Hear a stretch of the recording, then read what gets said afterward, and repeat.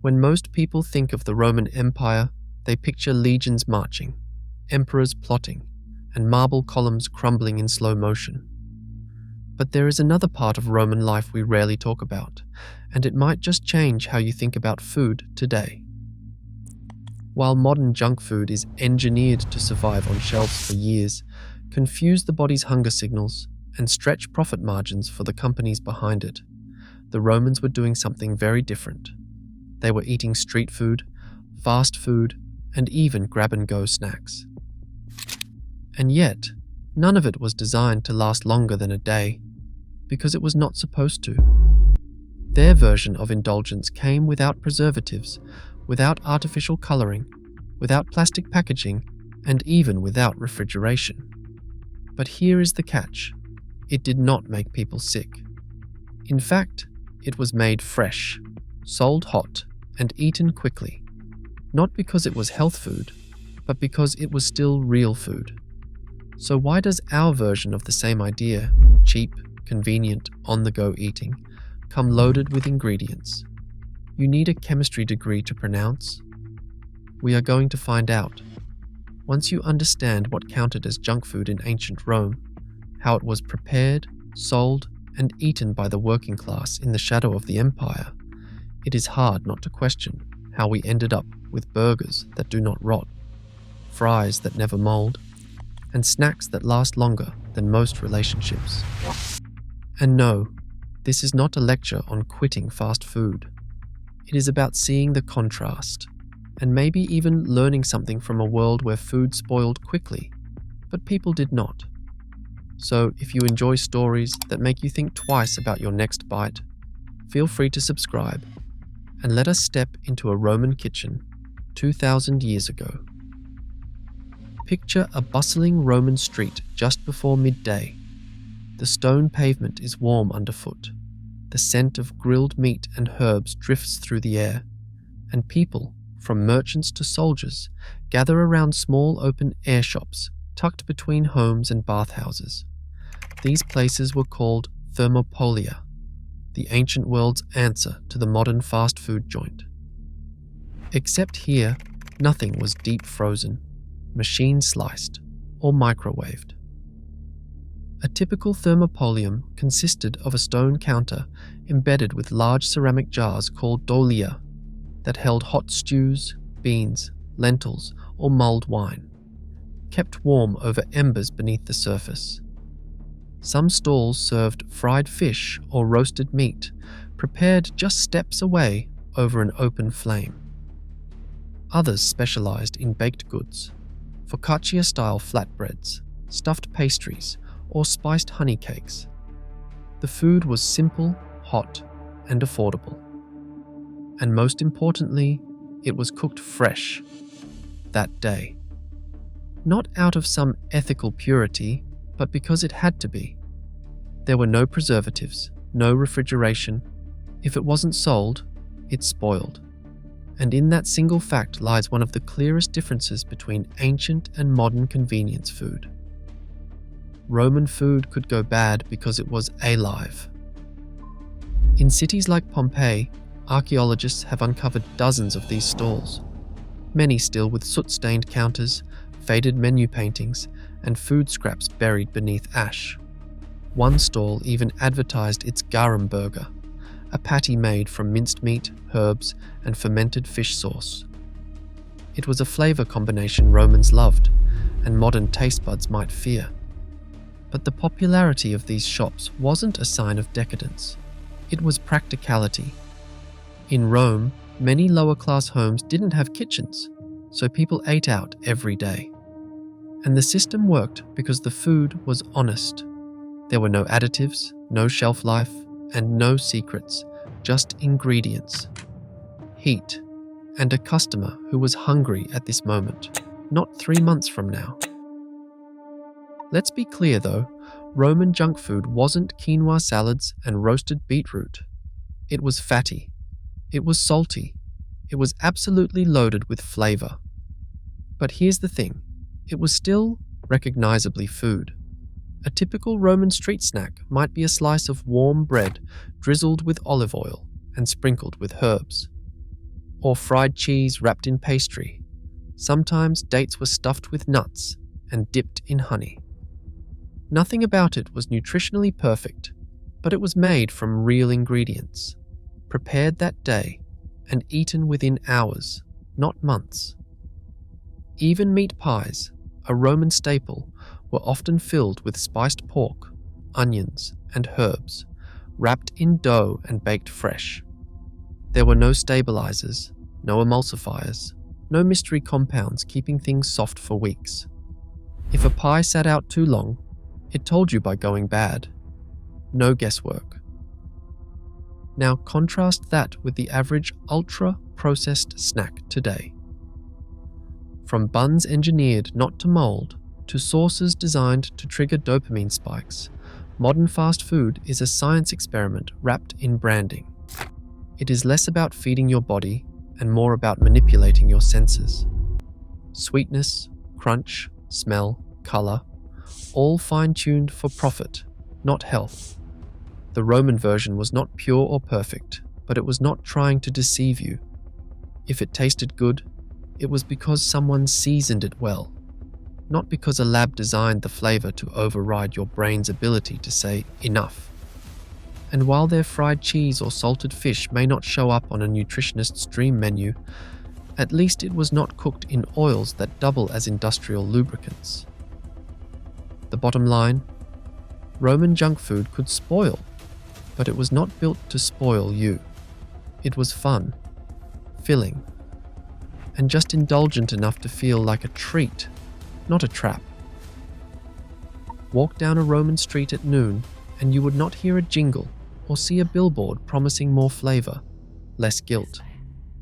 There were no cartoon mascots or loyalty cards, just the smell of grilled lamb, the hiss of oil on clay pans, and the crowd gathered around a thermopolium, shouting orders in Latin. Roman food did not need marketing. It did not need plastic packaging, expiration dates, or heat-sealed trays. It sold itself the same way it had for centuries, by being warm, filling, and actually food. The ingredients were visible. The cooking was public. The prices were honest. A cup of lentil stew, a wedge of spiced bread, a bit of wine. You did not need an app to order it. You just walked up, pointed, and paid. Compare that with today's modern fast food. The average burger contains more than 50 ingredients, many of which exist solely to extend shelf life, enhance texture, or stabilize flavor. You are not just eating a burger. You are consuming modified starches, anti-foaming agents, texturized soy, and a small chemistry set's worth of additives, all to ensure it survives the supply chain and tastes predictable. Meanwhile, the Romans relied on salt, smoke, vinegar, or simply time and temperature. No barcodes, no preservatives, no QR codes to scan and check what kind of oil the fries were cooked in. They did not have to clean up labels because the food did not come with labels to begin with. And maybe that is the most honest kind of eating. It is not that Roman food was perfect, it is that it did not pretend to be something it was not. And it did not need to shout to get your attention. It just needed to smell good and show up hot. If you asked a Roman why their snack had to last 3 weeks, they would probably just stare at you. Why would it? You ate it today, maybe tomorrow. But beyond that, it was not designed to live in a vending machine. It was not designed to survive a nuclear event. It was designed to feed you now. And that tells you something crucial about Roman thinking. Their street food wasn't just cheap or fast, it was practical. Roman cities weren't built with full kitchens in every home. Especially in working-class apartments known as insulae, there were no stoves, no ovens. So people relied on food stalls, bakeries, and communal ovens. It had to be cooked locally because logistics moved at the speed of a donkey cart. This forced a kind of frugality. Nothing was wasted. Offcuts of meat were turned into stews. Day-old bread became porridge or stuffing. Olive pits were burned for fuel. Even garum, the fermented fish sauce of the Roman world, was born from leftovers and transformed into a delicacy that travelled across the empire. Now compare that to how modern fast food operates. Items are frozen, transported, thawed, reconstituted, and reassembled. It is a logistical marvel, but it is also a system that prioritizes efficiency over quality. A burger isn't made for you. It is made for scale. The Romans didn't have that luxury. Their food was local, not by choice, but by constraint. Yet that constraint created a system where food had to be made with attention, because shortcuts didn't exist. And weirdly enough, that might be what made it better. It had one job: feed people. Not hack their brain chemistry, not sell 1 billion units, just fill a belly, before the oil cooled and the customers moved on. But don't be fooled, we are not the only ones with cravings. We tend to imagine ancient diets as bland and repetitive. Romans had cravings too, and they absolutely indulged them. Only, their version of junk food looked a lot different from ours. Take libum, for example. A small cheese bread sweetened with honey, often offered to the gods, but also devoured as a rich, savoury snack. Or meritum, a kind of garlicky cheese spread crushed with herbs and olive oil, eaten with rustic bread. Street vendors sold these alongside fried chickpea patties, grilled sausages, and stuffed pastries filled with dates or nuts. These were not daily staples. They were treats. But they were made from ingredients your body still recognized as food.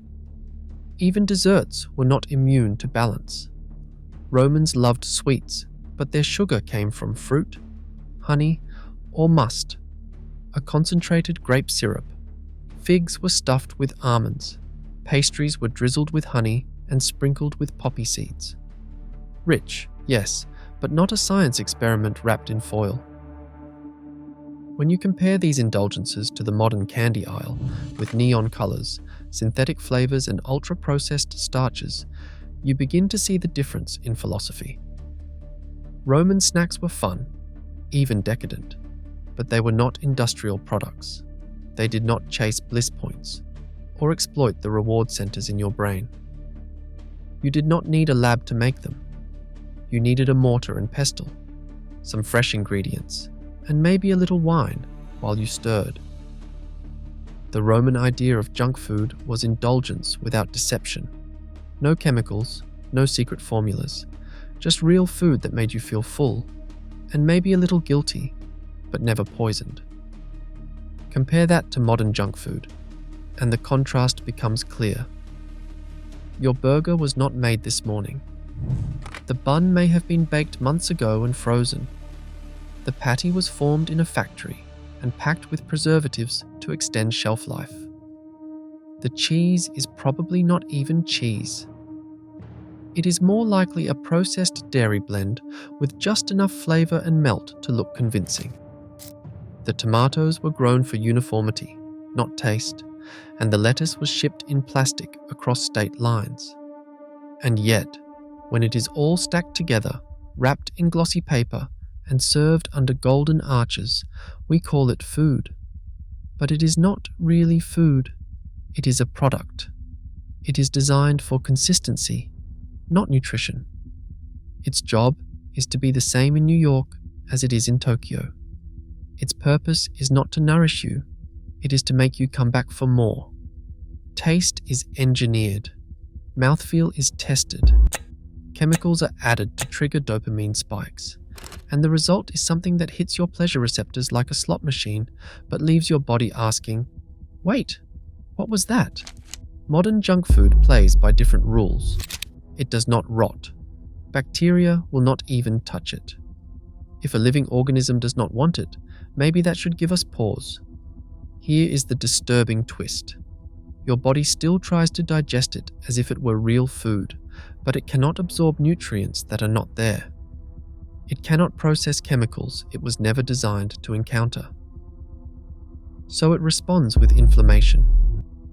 Blood sugar spikes, gut imbalance. Over time, that leads to fatigue, chronic disease, even early death, not from overeating, but from undernourishment in disguise. The Romans did not need to biohack their snacks. They just made them. And that simplicity may be exactly what we have lost. Street food was made that morning, eaten that afternoon. It wasn't designed to survive a nuclear winter. It was made to be enjoyed while it was still warm, while the oil still sizzled, while the herbs were still fragrant. Ingredients were limited by region and season, but that made the food honest. You couldn't hide behind flavor enhancers or artificial colors. What you saw was what you ate. Even the Romans' most indulgent treats had limits, not just in portion, but in composition. Cheese, flour, honey, fruit, herbs. Simple ingredients layered together, not manipulated into something unrecognizable. It's the opposite of modern ultra-processing, where the goal is often to break food down and rebuild it into something more addictive.